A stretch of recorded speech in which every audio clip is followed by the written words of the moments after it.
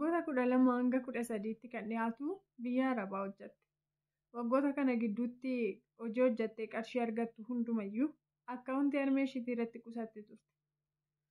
Waggoota kana keessatti qarshiin isheen akkaawuntii harmee isheetii irratti qusattu suni ammisaa baay'achaa dhufeera. Waggoota kana hundumaa xumurtee gara biyyaa galuudhaaf yeroo geessutti maatii isheetiif bilbiltee dhufaan jiraa jetteetti. Isaanis kootu jedhani. Gaafa guyyaan ishee ga'ee gara biyyaa galtu qarshiin isheen waggoota 13 hojjettee qarshii baay'een qabaa. Hojjedheen biyya koo keessatti ittiin of jijjiiraa. Gaafa biyya namaa jirtus jireenyi biyya namaa dadhabbiinsaa haalonni isaa hundumtuu naga'a jettee biyya ishee keessatti hojjettee of jijjiiruudhaaf abdattee yaaddee galtee qarshiin 300 qofti akkaawuntii harmee isheetii irra akka jiru itti himan. Kan isheen hojjettee waggaa 12 hanga 13tti kan dhiyaatudha. Qarshiin isheen akkaawuntii koorraan qaba jettee yaadaa jirtu qarshii miliyoonaan lakkaa'amudha. Qarshii baay'eedha jechuudha. Gaafa dhuftu galuu qarshii 300 qofatu akkaawuntii irratti ishee eege. Isheenis kana gaafa dhageessu of wallaaltee mana yaalaa galfamte.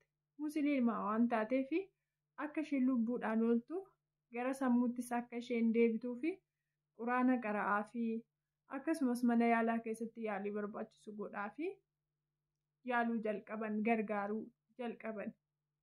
Maaliif akkana gootanii jedhanii maatii ishee gaafa gaafatanii obboleessa isheetu qarshii amma lafa taa'u asitti ittiin hojjannee of jijjiirraa bu'aa nuuf qabaata jedhee haadha isaanii dirqisiisee qarshii harkaa fuudhee ofiifis hojjetee ittiin of hin jijjiirre isheedhaafis qarshii dadhabbii isheetii dafqashii akkaawuntii irratti hin hambisnee fi qarshii ishee hundumaa dadhabbii ishee hundumaa jalaa balleessee lubbuu obboleettii isaatii du'aaf saaxilee jechuudha.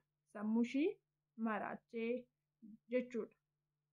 Yeroo baay'ee namoonni gaafa obboloonni biyya Arabaa keessaa hojjetanii birriin isaan argatan guyyaa guyyaatti waan lafa ammaaran itti fakkaachuu danda'a.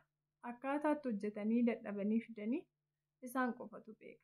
Obbolaa ta'uu, abbaa ta'uu, haadhaa ta'uu namni kamiyyuu rakkina isaan keessa dabarsanii namni hubachuu danda'u hin jiru. Qarshii isaan achi hojjetanii as ergan garuu akka waan dadhabbii isaaniitti, akka waan dafqa isaaniitti borummoo dhuftee maalitti jiraatti jedhanii namni yaaduu hin jiru. Akkuma salphaa tokkotti baasanii itti fayyadamuu, dadhabbii ishee nama namummaadhaan bira kaawwatte jalaa balleessuun amaloota nama hundumaa wanta nama hundumaa biratti mul'ataa jirudha. Waan tokko asirratti hubachuu kan qabdaniin isinitti hima. Namoonni obboleettii keessan haa ta'uu, haadha manaa keessan haa ta'uu, hiriyaa keessan haa ta'uu, fira haa ta'uu akkaawuntii isaanii isinitti kennatanii deemanii dadhabbii isaanii, dafqa isaanii biyya ormaa keessatti wanta baay'ee dabarsanii wanta baay'een isaanirra ga'ee isinitti erganiif amanamummaa kan dhabdanii wanti isin hubachuu qabdan tokko jira. Keessumattuu obboleessas ta'ii, abbaas ta'ii, abbaa manaas ta'ii, hiriyaas ta'ii jechuudha. Ati dhiira taatee yeroo jirtutti dhiiradha. Barandaarra yoo bulte hin bareedda. Kadhattee yoo nyaatte hin bareedda. Idduma barbaadde yoo teesses hin bareedda. Iddoo barbaaddetti baddee yoo jiraatte qansiraa yoo hojjattes hin bareedda. Dhagaa yoo baatte yoo falaxxes hin bareedda. Homtuu sirraan fokkisuu jechuudha. Dubartiin garuu kana hundumaa gochuu hin dandeessu. Barandaa namaarra buluu hin dandeessu iddoo bultu yoo dhabde. Hojii humna isheetiin olii hojjechuu hin dandeessu. Namummaan ishee uumamni ishee daangeessa. Hin dadhabdii jechuudha. Akkuma barbaadde idduma barbaaddetti baddee jiraachuu hin dandeessu.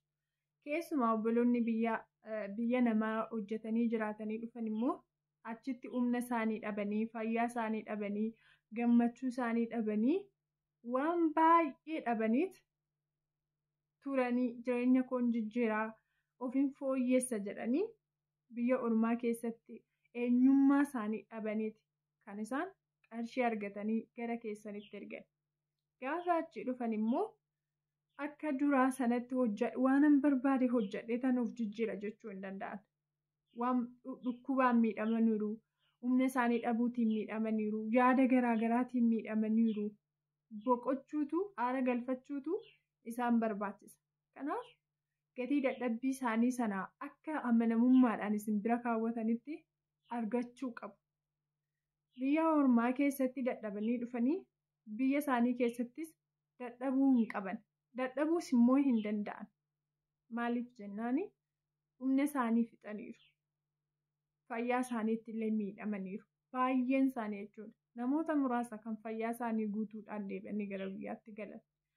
Kanaaf yoo hammamuu rakkattanii ofii keessanii kadhadhaatii nyaadhaa. Barandaa namaarra bulaa iddoo bultan yoo dhabdan. Dhagaa baadhaa. Qarshii muraasa argadhaa ittiin jiraadhaa. Garuu gatii dadhabbii obboleettii keessanii, gatii dadhabbii haadha manaa keessanii, gatii dadhabbii hiriyaa keessanii, gatii dadhabbii ijoolleen biyya ormaa jirtu tokko isinitti ergatte hin balleessinaa.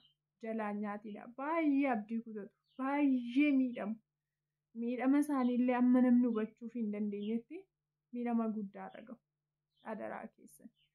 Namoonni mudannoo akka kanaa qabdan yoo jiraattanii koomentii jalatti naa barreessaa.